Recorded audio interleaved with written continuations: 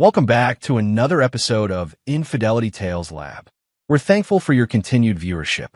Before we begin, tell us, where in the world are you watching from? We love knowing our global reach. Now, let's dive into today's story. Chapter 1, Foundations. The sledgehammer connected with the wall in a satisfying crunch of plaster and wood. Dust billowed around Brock Maddox as he stepped back to admire his handiwork. At 42, he still preferred to get his hands dirty on demolition days. It kept him connected to the roots of Maddox Construction, the company he'd built from nothing into one of Boston's premier renovation firms.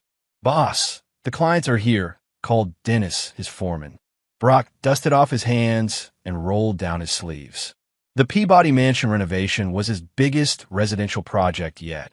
Exactly the type of high-profile job that had built his reputation for transforming historic properties into modern masterpieces while respecting their architectural integrity. Later that evening, Brock sat in his home office reviewing blueprints when the front door opened.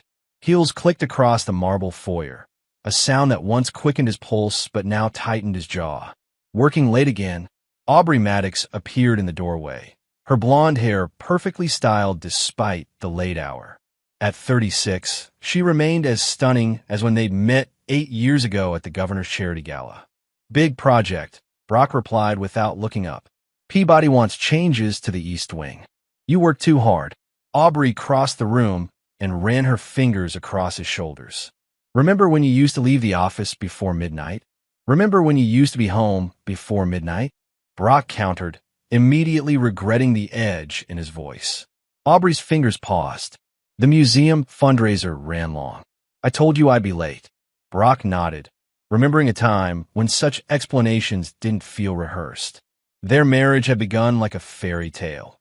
The self-made contractor and the art curator from one of Boston's oldest families. The first 3 years were passionate, adventurous. Then something shifted. "Your father called," Brock said.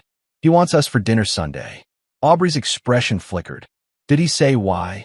Since when does Stanford Porter need a reason to summon the peasant who married his daughter?" Brock's smile took the sting out of his words. "Mostly. He respects you," Aubrey insisted, but her eyes drifted away. "No, he respects what I've built. There's a difference." Brock closed his laptop. "Coming to bed? I need a shower first." As Aubrey left, Brock's phone buzzed. A text from his old Army buddy, Wes Donovan. "Still on for tomorrow? Got some info you should hear." Brock stared at the message. 3 months ago, he'd asked Wes, now a private investigator, to look into some discrepancies in the company accounts. But Wes's tone suggested he'd found something else entirely. 8 a.m., the usual place. Brock replied. Sleep eluded him that night. Lying beside Aubrey, he cataloged the subtle changes of the past year.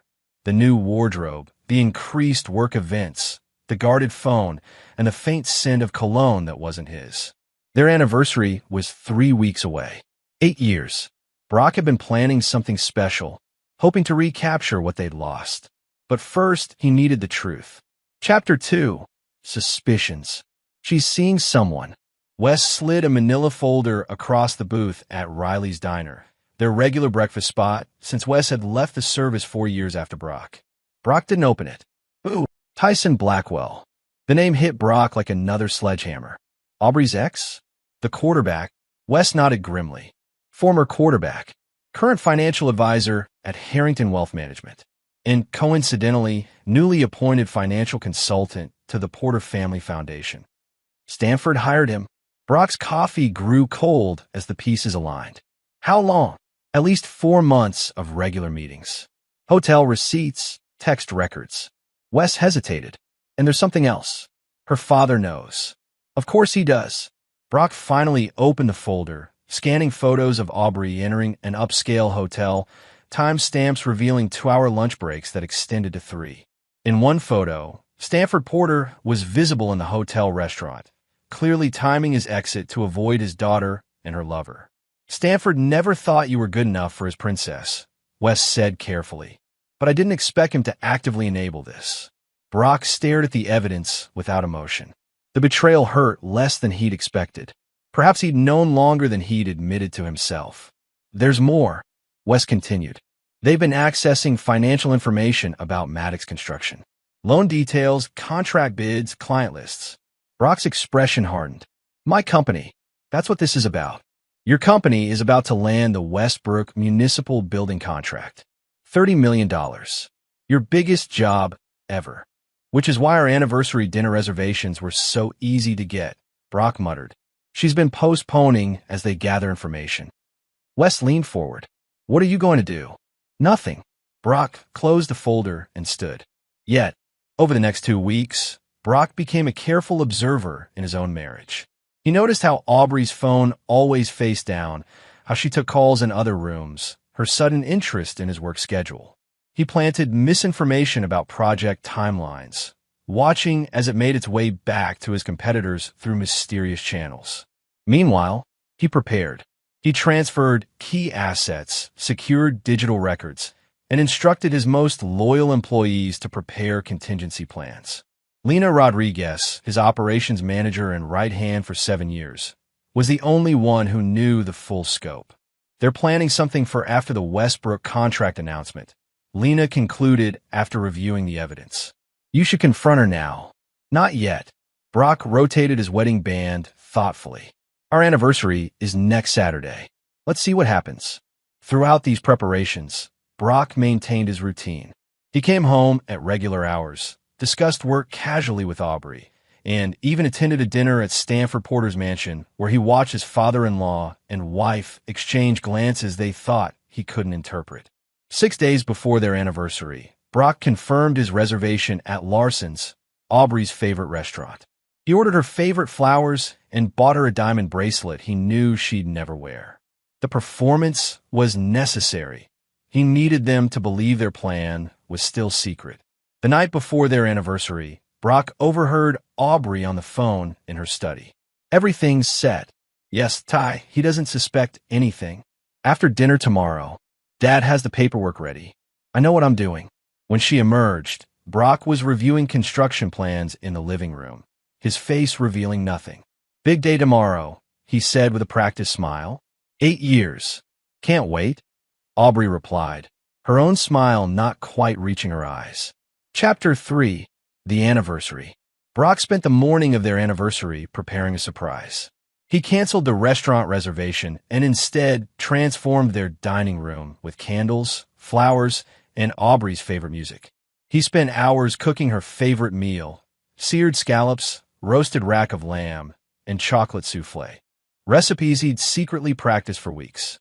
At 6 p.m., the table was set with their wedding china. The lamb rested perfectly cooked. The wine, a rare vintage from the year they met, was breathing. Brock had sent Aubrey a text that morning, telling her to meet him at home instead of the restaurant for a special surprise. Her reply came at 5:30 p.m., running late. Start without me. Be there by 7:30. Brock knew exactly where she was. Wes had confirmed that Aubrey, Stanford, and Tyson were meeting at Stanford's office downtown, finalizing their plan, no doubt. At 7:45 p.m., the food sat cold and congealed. The candles had burned halfway down. Brock sat motionless at the head of the table, staring at the empty chair across from him. His phone buzzed at 8:17 p.m. The text wasn't from Aubrey. Check the basement. Brock didn't recognize the number, but he wasn't surprised. He rose calmly, leaving his napkin folded beside his untouched plate. The basement stairs creaked as he descended into the darkness, flipping on lights as he went. Stanford Porter stood beside the water heater, a silver suitcase at his feet. His expensive suit looked out of place among the storage boxes and tools. Where's Aubrey? Brock asked. Not coming. Stanford's thin smile didn't reach his cold blue eyes identical to his daughter's. She's with Tyson, where she belongs. Interesting venue choice for this conversation. Stanford shrugged.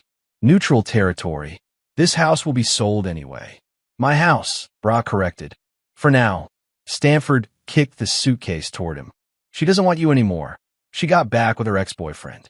But I'm here to make a deal. Brock raised an eyebrow, but didn't touch the suitcase. I'm listening. In that case, are papers transferring controlling interest in Maddox Construction to a holding company. Sign them, and you get $3 million cash. Walk away quietly. And if I don't, Stanford's smile widened.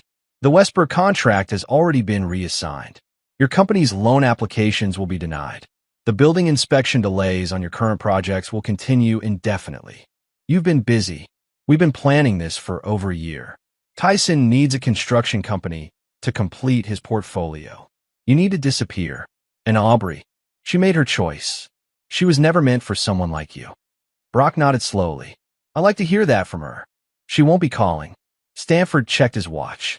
They're boarding a flight to the Maldives as we speak. When they return, the divorce papers will be ready. Signed tonight, and this stays civilized. As if on cue, Brock's phone began vibrating continuously. Aubrey's face flashed on the screen, call after call. Stanford frowned. What did you do? Nothing yet. Brock pocketed the still vibrating phone. But I think our plans for tonight might have hit a complication. By midnight, Aubrey had called 63 times. The text grew increasingly desperate. Please answer is not what you think, where are you? Dad wasn't supposed to do this, please, Brock. I can explain everything. Stanford's phone had also begun ringing incessantly. His smug expression had long since vanished. What did you do? He demanded again, his composure cracking. Brock finally opened the suitcase, examining the documents inside. I think our negotiation has been interrupted. Perhaps we should reschedule when all parties can be present. Stanford grabbed his arm. Sign the papers now, or what? Brock removed Stanford's hand from his arm with careful precision. You'll tell my wife I've been unfaithful? You'll ruin my business? You'll destroy my reputation? He smiled coldly. It seems you played all your cards already, Stanford. Brock's phone continued to vibrate as he ascended the basement stairs, leaving his father-in-law sputtering behind him. The anniversary dinner sat abandoned in the dining room, a fitting metaphor for his marriage. He finally answered on Aubrey's 64th call. Brock, thank God. Where are you? Are you okay? I'm home, he replied calmly, enjoying our anniversary dinner alone. Your father just offered me $3 million to disappear. The silence on the other end confirmed everything. Brock, please. Come home, Aubrey. It's time we had an honest conversation. He ended the call and turned off his phone. Whatever game they had been playing, the rules had just changed. Now, it was his turn to make a move. Chapter 4. The Deal. Aubrey arrived at 2:37 a.m., mascara streaking her flushed face. She found Brock in his home office, calmly reviewing documents. You weren't supposed to find out this way, she blurted. No. Brock glanced up. Was I supposed to find Tyson in our bed? Or maybe after I signed away my company? It's complicated. She collapsed into the chair opposite him. Ty and I reconnected at a fundraiser. It just happened. Like the financial espionage just happened. Like sabotaging my projects just happened. Her eyes widened. I never. Save it. Brock pushed a folder across the desk. Flight confirmations to the Maldives. Hotel reservations. Bank transfers from your father to Tyson. It's all here, Aubrey. How did you? I've known for months. Brock's voice remained steady. Did you really think I wouldn't notice? I built a construction empire from nothing. I noticed when nails are a quarter-inch off. Tears spilled down Aubrey's cheeks. I still care about you. No, you're scared. Brock leaned forward. Your father promised Tyson my company, but something went wrong tonight. What was it? Aubrey's shoulders slumped. The Westbrook contract. Dad said he'd redirected it to Harrison Construction, but the commissioner called Ty tonight. The contract is still yours. They can't legally reassign it. So the leverage vanished. Brock nodded, and suddenly the Maldives trip lost its appeal. It wasn't like that. It was exactly like that. Brock closed the folder. Now you're here to salvage what you can. What do you want, Brock? Aubrey whispered. I want my own deal. Brock slid another document toward her. Divorce papers. My terms. Aubrey scanned the document, her face paling. This gives me nothing. It gives you freedom from this sham marriage. The prenup stands. My company remains mine. You keep your trust fund and personal accounts. My father won't accept this. Your father isn't my concern anymore. Brock stood. Sign it, Aubrey, or I'll ensure the DA receives evidence of corporate espionage and contract tampering involving the Porter family. You're bluffing. Try me. Brock's eyes were as cold as the dinner that still sat in their dining room. Your father came to my home on my anniversary to destroy everything I've built. Did you really think I'd just roll over? After Aubrey left with the unsigned papers, Brock called Wes. She'll be heading to Stanford's, he said. I need everything they say recorded.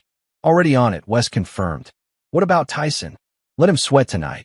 Tomorrow, we implement Phase 2.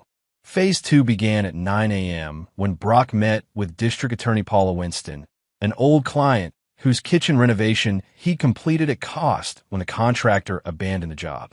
This stays unofficial for now, Brock explained, presenting select evidence of the porter's activities.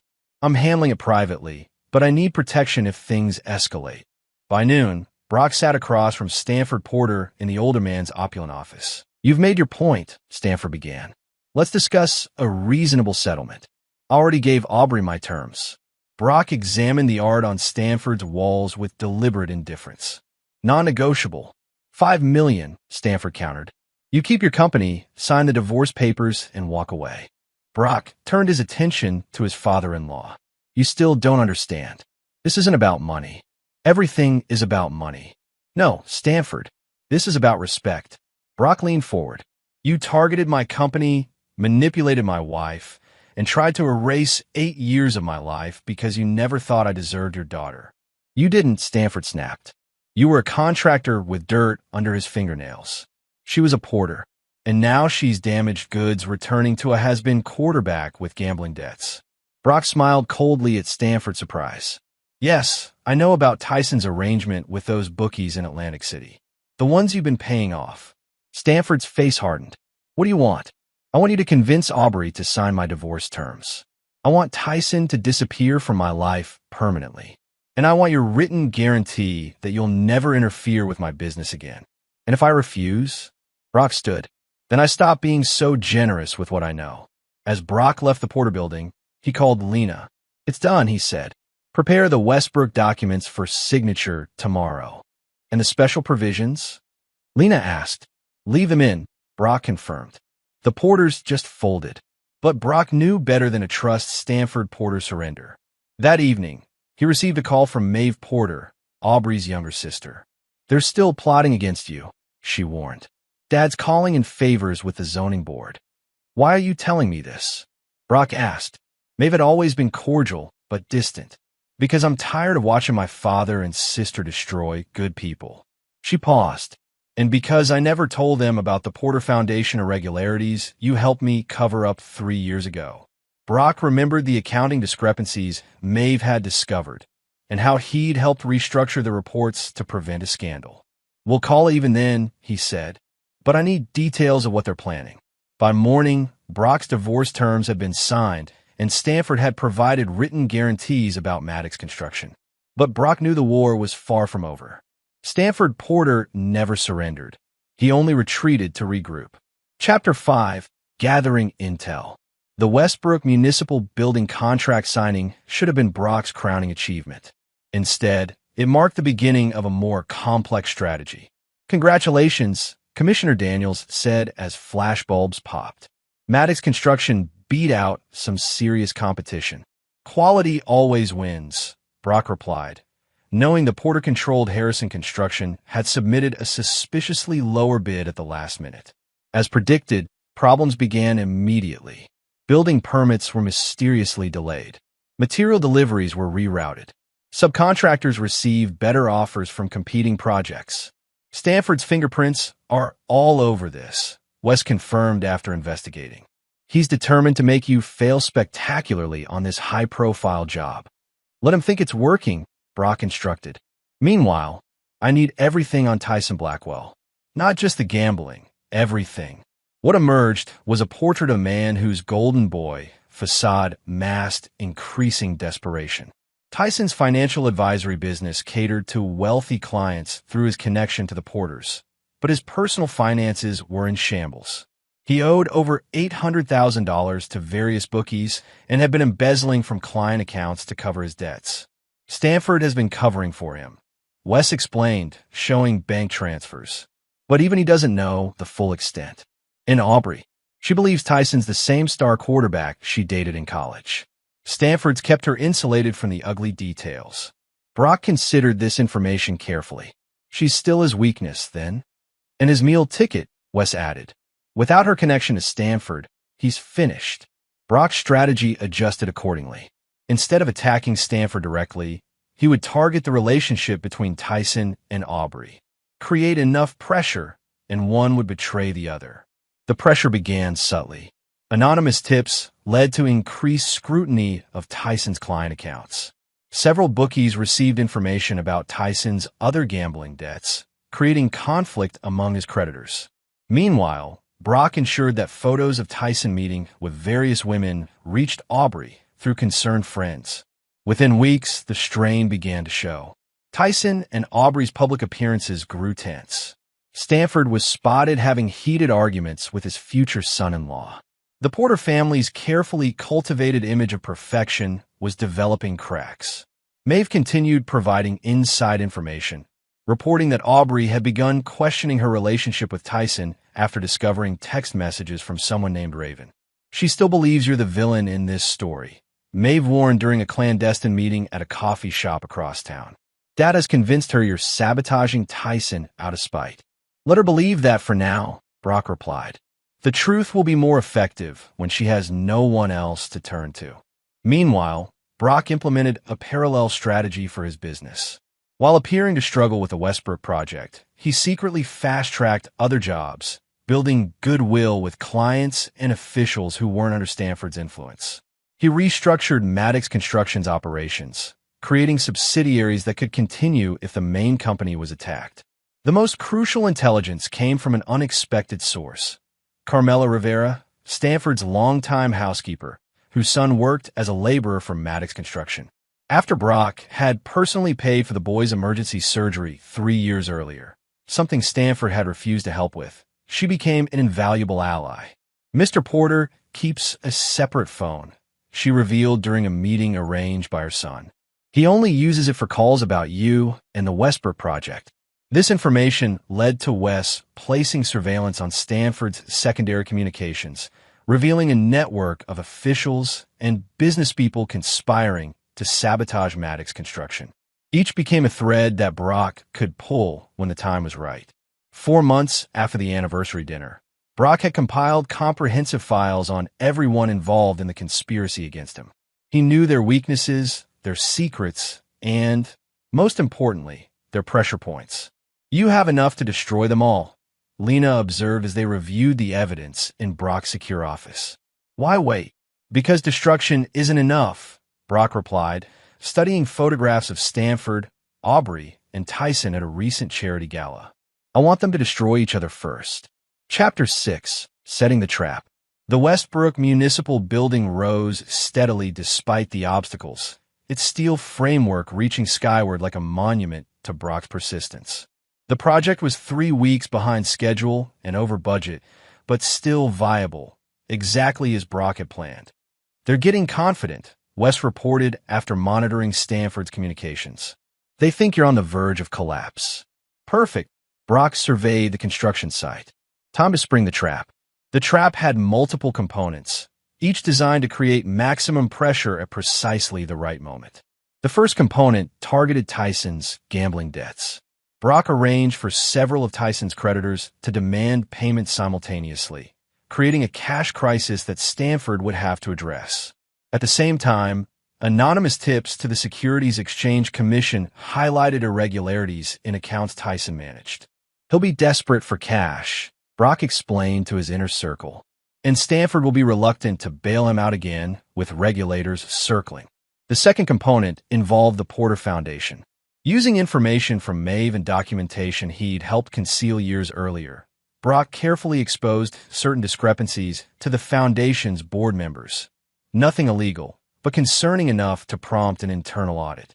Stanford will be distracted defending his legitimate business, Brock continued. His focus will shift away from me and toward protecting his reputation. The third and most crucial component involved Aubrey. Through careful manipulation of text messages and strategic leaks of information, Brock created the impression that Tyson was preparing to abandon her once he secured enough of Stanford's money. She's the linchpin, Brock told Wes. If she turns on either of them, the alliance collapses. The trap was baited with one final element. Rumors that Maddox Construction was on the verge of bankruptcy and that Brock was seeking a buyer. This would draw Stanford and Tyson into making their final move, attempting to acquire the company at a distressed price. When they reached for that bait, Brock said the trap closes. The execution required precise timing. On a Monday, the SEC began an informal inquiry into Tyson's investment practices. By Wednesday, 3 bookies had representatives waiting outside his office. Thursday brought news of the Porter Foundation audit. By Friday, Aubrey had discovered apparently deleted messages on Tyson's phone discussing a post-Aubrey strategy. The following Monday, Stanford Porter requested an urgent meeting with Brock. "I'll admit, you've shown more resilience than I expected," Stanford began, looking haggard from a week of containing multiple crises. "High praise," Brock replied dryly. "Let's end this war," Stanford continued. "I'm prepared to offer $15 million for Maddox Construction. Full value, despite your current difficulties." "Interesting timing," Brock observed, just as the Westbrook project reaches its most capital-intensive phase. "A coincidence? This is a gesture of reconciliation. Does Tyson know you're here?" Stanford's expression flickered. "This is strictly between us. And Aubrey. She's reevaluating her relationship choices." Brock nodded slowly. "I'll consider your offer, Stanford, but I'll need the terms in writing." As Stanford left, Brock called Lena. "The fish took the bait," he said. "Prepare the final documentation." That evening, Brock received a separate call from Tyson Blackwell himself. "We should talk man-to-man," Tyson suggested, his former athlete's confidence strained. "I know you're in a difficult position with the Westbrook project. I might be able to help." "How generous," Brock replied. "The Porter Club, at 8 tomorrow." The Porter Club was Stanford's domain, an exclusive establishment where Boston's elite conducted their most private business. By suggesting it, Brock ensured Stanford would learn of the meeting. The next evening, Brock arrived early, securing a table with a clear view of the entrance. At 8:10, Tyson arrived, looking nervous. At 8:20, Stanford entered, spotting Tyson with Brock and freezing momentarily before approaching. "What's this about?" Stanford demanded, looking between them. "Just 2 businessmen talking," Tyson replied smoothly. "About mutual opportunities." Stanford's eyes narrowed. "What opportunities?" "Tyson was about to offer me $20 million for my failing company," Brock supplied helpfully.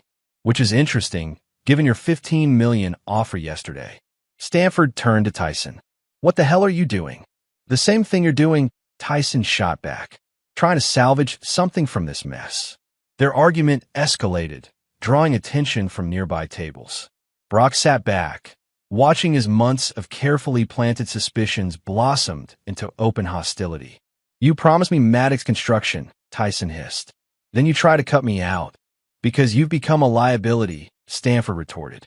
"The SEC investigation, the gambling debts you hid from me, which you promised to handle." Brock cleared his throat. "Gentlemen, perhaps we should continue this elsewhere." But the damage was done. The fissures between Stanford and Tyson had become chasms. As they left separately, Brock made a call. "Maeve, tell Aubrey to check her email in 15 minutes. The email contained recordings of both Stanford and Tyson discussing their plans to acquire Brock's company and discard Aubrey once her usefulness ended. Brock had edited nothing. Their own words were damning enough. The final phase was set in motion. By morning, all the players would be positioned exactly where Brock needed them for his endgame. Chapter 7. First Strike. The Porter family's annual charity gala provided the perfect backdrop for Brock's first strike. As Boston's elite gathered at the Harrington Hotel ballroom, Brock arrived unexpectedly, his first public appearance since the separation from Aubrey. Conversations stuttered as he entered, impeccably dressed in a tailored tuxedo. He nodded politely to acquaintances, ignoring the whispers that followed him. Stanford, holding court near the bar, visibly stiffened. Aubrey, standing with Tyson across the room, paled. Neither had expected him to attend an event so firmly on Porter territory. Mr. Maddox greeted Benjamin Harrington, the elderly patriarch of Boston's banking dynasty. "Good to see you. I've been admiring your work on the Westbrook project." "Thank you," Brock replied, raising his voice just enough to carry. Despite some unusual challenges, we're back on schedule. Challenges? Permit delays, supply issues. Nothing we couldn't overcome with the right documentation. The emphasis on documentation caused Stanford to set down his scotch. Across the room, Tyson whispered urgently to Aubrey, who shook her head and moved away from him. Brock circulated through the room, dropping carefully crafted comments to strategic individuals. To the bank president, those SEC inquiries into certain financial advisors are concerning, aren't they? To the zoning commissioner, fascinating how building permits can be delayed without documentation, don't you think? To a board member of the Porter Foundation, I hear the audit is proceeding well. Each comment was innocent in isolation, but devastating in context. By the time Brock approached the bar where Stanford now stood alone, the older man was seething. "What are you doing?" Stanford demanded quietly. "Enjoying the party," Brock replied. "Your annual contribution to society's conscience. This isn't over between us." "Actually, it is." Brock sipped his whiskey. "Check your phone." Stanford's phone showed an email from the SEC confirming a formal investigation into his involvement with Tyson's client accounts. Attached were documents bearing Stanford's signature authorizing questionable transactions. "This is fabricated," Stanford hissed. "No, it's the paperwork you signed last month without reading carefully." Brock smiled. "The same paperwork that cleared me of any involvement." Across the room, Tyson was having a similar moment of panic as his phone displayed notifications of frozen accounts and scheduled interviews with federal investigators. The masterstroke came when Aubrey, now standing alone near a column, received her own message. Video footage from the Porter Club showing Stanford and Tyson arguing over who would control Maddox Construction after forcing Brock out. The ballroom's atmosphere transformed as key attendees received similar messages, each containing damaging information about Stanford or Tyson. Bank officers learned of unauthorized transfers. City officials discovered evidence of their own complicity in permit delays. Foundation board members received documentation of financial irregularities. By the time Brock departed an hour later, the damage was irreversible. Stanford was surrounded by concerned board members. Tyson was nowhere to be seen, having fled after a confrontation with his largest client. And Aubrey stood abandoned near the entrance, watching Brock leave with tears streaming down her face. The next morning, the Boston Daily reported that Stanford Porter had taken a leave of absence from the Porter Foundation pending an internal review. Tyson Blackwell's office at Harrington Wealth Management was mentioned as being temporarily closed. The article noted that several development projects associated with Porter Investments were under review by city officials. Brock read the news with satisfaction while touring the Westbrook site, where work was proceeding at an accelerated pace now that the mysterious obstacles had vanished. "Stanford's lawyers have been calling nonstop," Lena reported. "Let them call," Brock replied. "The terms haven't changed." Those terms, drafted months ago and waiting for this moment, required Stanford to divest from any business that competed with Maddox Construction, publicly renounce any claims against Brock, and resign from several influential boards that controlled city contracts. By evening, Stanford had capitulated to the first demand, selling his shares in Harrison Construction at a significant loss. The other terms would follow as pressure mounted. Tyson proved more difficult. Accosted by creditors and abandoned by Porter Protection, he made a desperate move, approaching Brock directly at his home. "I can help you destroy Stanford completely," he offered, standing on Brock's doorstep, looking disheveled. "I have information. I already have everything I need," Brock cut him off. "And nothing you need. He set me up. He used me to get to you, then planned to discard me. Just like you and Aubrey planned to do to me." Brock's voice remained calm. "The difference is, I saw it coming." As Tyson's desperation increased, so did his threats. "I'll go public with everything. Your methods, how you manipulated evidence." "With what proof?" Brock asked. "Your credibility is gone, Tyson. Your accounts are frozen. Your clients have abandoned you. Even Aubrey has realized what you are. I'll destroy you." Tyson lunged forward, but Brock was prepared. The security cameras captured everything. Tyson's attack, Brock's measured self-defense, and Tyson's subsequent arrest for assault by the police officers who arrived with suspicious promptness. With Tyson in custody and facing multiple charges, the second pillar of the conspiracy crumbled. Only Aubrey remained. Chapter 8: Desperate Measures. Aubrey arrived at Brock's office unannounced 3 days after the gala. Lena intercepted her in the reception area. "Mr. Maddox is unavailable," she stated firmly. "Please," Aubrey's composed facade cracked. "5 minutes. That's all I'm asking." Brock, watching via security monitor, nodded to Lena. "Send her in." Aubrey had lost weight, her designer clothes hanging loosely on her frame. Dark circles shadowed her eyes, and her hands trembled slightly as she took the seat across from Brock's desk. "Thank you for seeing me," she began. "I didn't know where else to go." Brock remained silent, waiting. "Everything's falling apart," she continued. "Dad's under investigation. The Foundation's accounts are frozen. Tyson's been arrested." She looked up. "You did all of this?"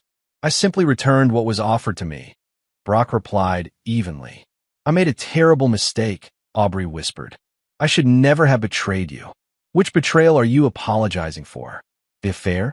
The corporate espionage? Or the plan to strip me of everything I've built?" "All of it." Tears spilled down her cheeks. "I was confused. Tyson made me believe you'd been using me to access Dad's connections.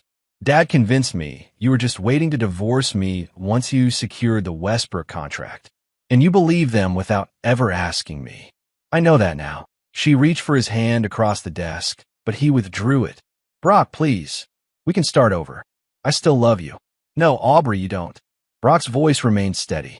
"You love security. You love status. Right now, I represent your best option for both." "That's not true, isn't it? Your father's reputation is in tatters. Tyson is facing prison. Your family's assets are under scrutiny. You're alone for the first time in your life." Brock leaned forward. "And suddenly, you remember your love for me." Aubrey's expression hardened slightly. "What do you want from me? Begging? Public humiliation? Tell me what it will take to end this." "Nothing you can offer." Brock stood. "Our divorce is final. Your father is meeting my terms. Tyson is facing consequences. Justice has been served. So all of this was just revenge?" Aubrey's voice rose. "You've destroyed my family for payback." "No, Aubrey. I protected what's mine from people who try to take it. There's a difference." As security escorted her out, Aubrey made one final, desperate appeal. "I'll tell everyone how you set us up, how you manipulated evidence and bribed officials." Brock simply nodded to Lena, who handed Aubrey a final envelope. Inside was documentation of Aubrey's own involvement. Emails, recorded conversations, bank transfers she'd authorized to fund the conspiracy against Brock. "Your choice," Brock said, "but consider carefully who has more to lose." That evening, Stanford made his countermove. News outlets received anonymous information about alleged defects in the Westbrook project, fabricated safety concerns designed to trigger inspections and delays. Brock had anticipated this. Within hours, his team provided comprehensive documentation proving the allegations false, along with evidence tracing the false claims to Stanford's remaining allies. The media narrative quickly shifted from potential scandal to apparent smear campaign. The next morning, Stanford arrived unannounced at the Westbrook construction site, demanding to see Brock. Security brought him to Brock's temporary office overlooking the rising structure. "You've won," Stanford conceded, looking every day of his 68 years. "Name your final price." "I already have." Brock gestured to the contracts on his desk, the same terms Stanford had been resisting. "You'll destroy me completely." "No, Stanford. I'll leave you enough to live comfortably in retirement. Away from Boston. Away from any business interests that might cross mine." And Aubrey, she made her choices. Now she lives with them. Stanford signed the documents without further protest. As he stood to leave, he asked one final question. "How did you do it?" "We had everything planned perfectly." "You planned to take what someone else built," Brock replied. "I've spent my life building things to last. That's the difference between us." After Stanford left, Wes arrived with final confirmation. All the players had capitulated. Tyson had accepted a plea deal that would send him to prison for 5 years. Stanford had booked a one-way flight to his property in the Cayman Islands. The Porter Foundation board had restructured without any family members in leadership positions. "It's over," West said. "They're finished." "Not quite," Brock replied. "There's one loose end." Chapter 9. Reckoning. The Westbrook Municipal Building opened on schedule, its gleaming glass and steel facade dominating the city skyline. The ribbon-cutting ceremony drew Boston's elite, conspicuously missing the Porter family for the first time in generations. Brock stood at the center, shaking hands with the mayor as cameras flashed. His company had not only survived but thrived, securing 3 additional major contracts in the aftermath of the Porter conspiracy's collapse. "You've become the city's premier builder," Commissioner Daniels remarked during the reception. "Amazing how quickly things change." "Some things change," Brock agreed. "Others stay exactly as they should." As the celebration continued, Brock received word that Aubrey was waiting outside. Despite everything, she had maintained a dignified public silence, neither defending her father and Tyson nor attacking Brock. This restraint had preserved what remained of her social standing. Brock found her standing beside the commemorative plaque bearing his name. "Congratulations," she offered. "It's magnificent." "Thank you." Brock studied her. The months had been hard, but she'd regained her composure. She was still beautiful, still a Porter, even if that name carried less weight now. "I'm leaving Boston," she said. "Fresh start in Chicago." Brock nodded. "Wise choice." "Before I go," she hesitated. "I never asked why you answered my call that night. After 63 attempts, you could have let me panic all night. I wanted you to know it was me," Brock replied simply. "Not circumstance. Not bad luck. Me. Was any of it real?" Her voice caught. It was." Brock's expression softened momentarily. "Until it wasn't." She nodded, blinking back tears. "Can you ever forgive me?" "No." The word was gentle but absolute. "Some betrayals can't be forgiven, Aubrey. Only survived." As she turned to leave, Brock added, "But I wish you well in Chicago. Sincerely." Her sad smile acknowledged the closure in his words. They both knew this was the last time they would speak. Later that evening, Brock stood alone on the rooftop terrace of the Westbrook building, surveying the city that had nearly been taken from him. His phone buzzed with a message from Maeve Porter. "Dad left the country today. The lawyers finalized everything. It's truly over. Thank you for keeping your word about my involvement." Brock typed back, "Your trust fund is secure. Good luck with medical school." Another message arrived, this one from Lena. "Harrison Construction acquisition completed. We now own all their assets and contracts." The final piece. Stanford's former company, once positioned to replace Maddox Construction, was now a subsidiary of it. The circle was complete. 6 months later, Brock stood in his new office in the Maddox Tower, formerly the Porter Building, purchased at a substantial discount during the Foundation's reorganization. The city spread out below him, including the Westbrook building gleaming in the distance. West joined him at the window. Tyson's parole was denied. Stanford's permanent residency in the Caymans was approved. Aubrey's engaged to some tech entrepreneur in Chicago. "And we just secured the airport expansion contract," Brock added. "The largest in the city's history." "Not bad for a guy with dirt under his fingernails," West quipped. Brock smiled. "I still get my hands dirty. It's how I know the foundation is solid." That evening, as Brock drove home to his new house overlooking the harbor, he passed the old neighborhood where his anniversary dinner had sat cold on the table 18 months earlier. The house had sold quickly after the divorce, purchased by a young family who would never know the betrayal its walls had witnessed. His phone rang through the car speaker. "Mr. Maddox? This is Caroline from the mayor's office. The committee unanimously approved your urban renewal proposal. The Porter District will be renamed Westbrook Commons. The final vestige of the Porter family's civic legacy erased." "Thank you, Caroline. That's excellent news." As he ended the call, Brock felt no particular satisfaction or triumph, only the calm certainty that comes with completion. His company was secure. His enemies were neutralized. His future was entirely his own. The cold dinner that night had been the end of one chapter. Tonight, Brock Maddox would dine alone again, not as a victim of betrayal, but as the architect of his own vindication. Some called it revenge. He called it justice. The distinction mattered only to those who understood the difference between destroying something and building something that would last. His heart, like his resolve, remained cold toward those who had betrayed him, but his vision for the future burned brighter than.